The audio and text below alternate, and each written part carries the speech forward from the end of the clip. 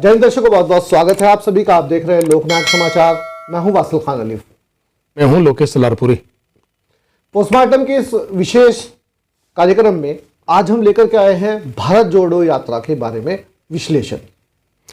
तो वासिल जी, पहले आप ये बताइए कि यात्रा दर्शकों को बताइए हमारे कि यात्रा कहां से शुरू हुई, कितने किलोमीटर की है, कहां तक चलेगी, कितने दिन की यात्रा होनी, उसके बाद फिर आगे इस पर बहस करते हैं। बिल्कुल, 7 सितंबर 2022 को राहुल गांधी ने इस यात्रा का शुभारंभ किया। यात्रा कन्याकुमारी से शुरू हुई। कन्याकुमारी से ये यात्रा लगभग 3570 किलोमीटर का सफर पूरा करेगी श्रीनगर में जाकर, और इनका टारगेट है कि 30 जनवरी 2023 को वो इस यात्रा को तिरंगा लहराकर श्रीनगर में खत्म करेंगे। बस इतना इनका कार्यक्रम है। लगभग 150 दिनों की ये यात्रा है। 151 दिन ना। ठीक। तो आपको क्या लगता है कि ये यात्रा हिंदुस्तान की राजनीति में क्या क्या छाप छोड़ने वाली है? क्योंकि आप बहुत ही स्टडीज आदमी, काफी अध्ययन करते, काफी जानकारी, आपको राजनीति की बहुत गहरी नॉलेज आप रखते हैं, तो कृपया हमारे दर्शकों को बताइए कि ये यात्रा क्या इम्पैक्ट डालेगी हमारी हिंदुस्तान की भावी राजनीति पर, खास तौर पर 2024 के चुनाव पर क्या इम्पैक्ट डालेगी? बिल्कुल, ये एक बड़ा सवाल है कि क्या ये यात्रा भारत जोड़ो के नाम से राहुल गांधी ने शुरू की है 2024 के आने वाले लोकसभा चुनाव पर असर डाल पाएगी, या फिर जिस तरह से पहले दिग्विजय सिंह ने मध्य प्रदेश के अंदर एक यात्रा की थी और उसका कोई रिजल्ट नहीं निकल पाया था, उसी तरह से फ्लॉप साबित होगी।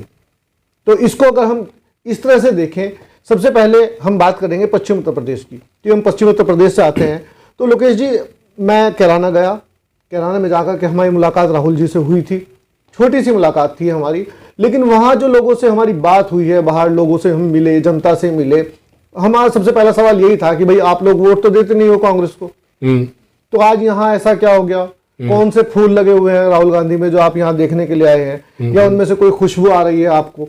तो बड़े बुजुर्ग जो लोग थे उनका कहना था कि इस देश के लिए कांग्रेस ही सबसे अच्छी पार्टी है, लेकिन क्षेत्रीय दलों की वजह से कांग्रेस को बड़ा नुकसान हुआ। 90 के दशक के बाद कांग्रेस यहाँ उत्तर प्रदेश के अंदर पिछड़ती चली गई, और इसका बड़ा नुकसान ये हुआ कि सेंटर्स में भी कांग्रेस बाहर हो गई।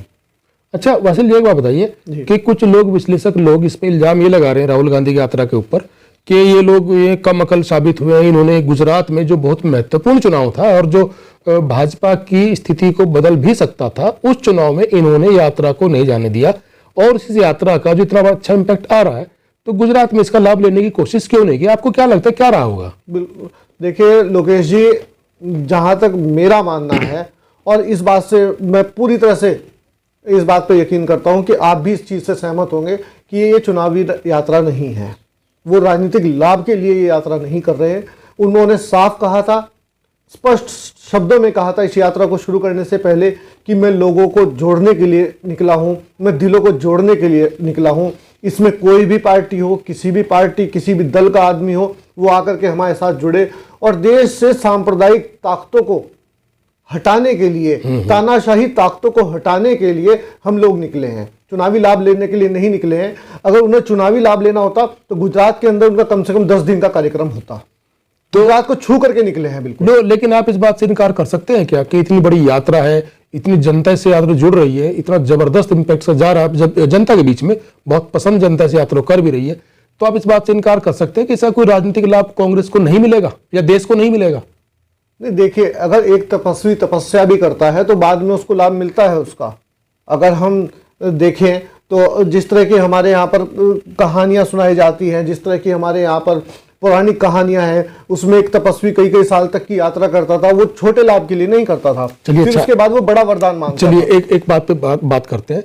चलिए इस बात को छोड़ देते हैं कि भारत जोड़ो यात्रा कहाँ से निकले, कितना पब्लिक का लाभ वो मिल रहा है, तो सबको पता है। ये चीज तो कोई छुपने अब नहीं रही है, बच्चा जानता है राहुल गांधी की यात्रा निकालने, उसका जबरदस्त जनता में इंप्रेशन गया। तो एक बात बताइए, आपको क्या लगता है कि ये जो क्षेत्रीय दल है, खासतौर पर चूंकि यूपी में बहुत छोटे से इलाके से छू के चली गई है, और खास शायद स्ट्रेटेजी के तहत यहाँ से यात्रा गई थी। हाँ, पश्चिम से स्पेशल पश्चिम यूपी से गई थी। 2014, अगर आपने देखा हो 2012-14 के अंदर जो सबसे ज्यादा देश के अंदर जो सबसे विषम परिस्थितियां थी, वो पश्चिम उत्तर प्रदेश की थी। अरे कैराना की थी, कैराना की कैराना थी, का खास नोट तौर से। कीजिए, कैराना की थी। कैराना में हमारे जो माननीय गृह मंत्री जी हैं वो घर घर पर्चे बांट रहे थे जब, और कैराना के लोगों ने उसका जो भीड़ में आके जो जवाब दिया है वो उससे तो मैं अचंभित हूं।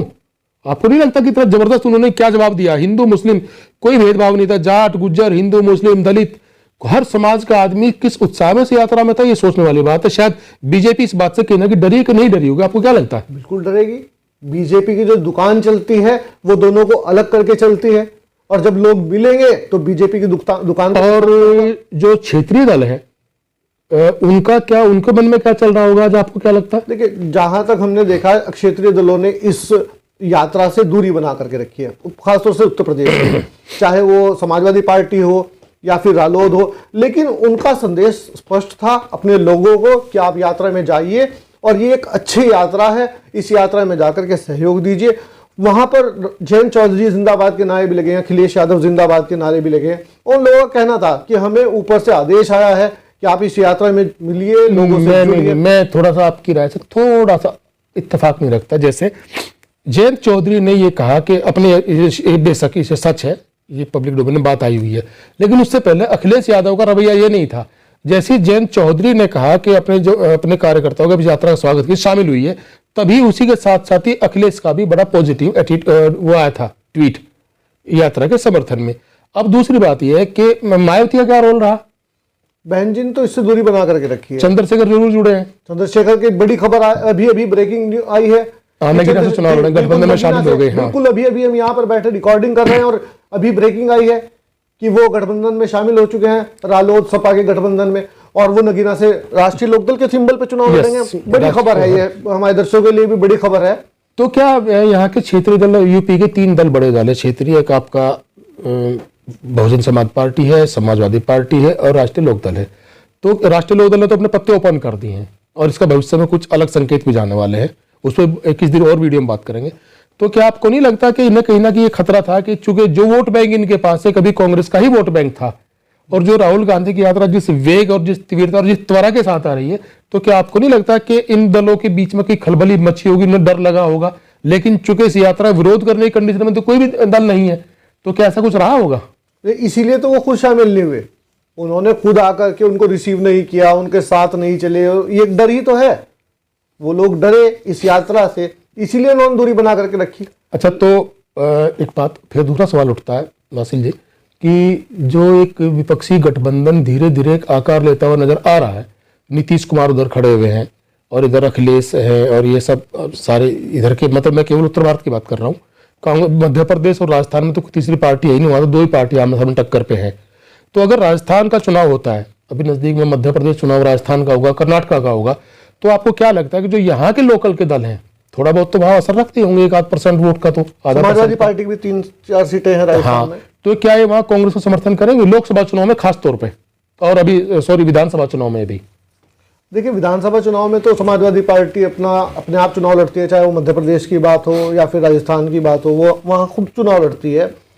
वो हाँ कोशिश करेंगे उनके साथ में कि उनको गठबंधन हो जाए, कुछ सीटें उनको मिल जाए, कुछ सीटों पर वो चुनाव लड़ने की उनको आपस में सामंजस्य बैठ जाए, तो इस बात की कोशिश तो वो करेंगे। और इसका लाभ भी यकीनन आज इसका लाभ नहीं मिल रहा है, लेकिन यकीनन ये बात है कि 30 जनवरी 2023 के बाद जिस टाइम राहुल गांधी एक नए राहुल गांधी के रूप में नेतृत्व करते हुए निकलेंगे कांग्रेस का, तो वो यकीनन मध्य प्रदेश हो, राजस्थान हो या फिर कर्नाटक हो, उनको पॉजिटिव रिजल्ट निकलेगा, उनको फायदा मिलेगा।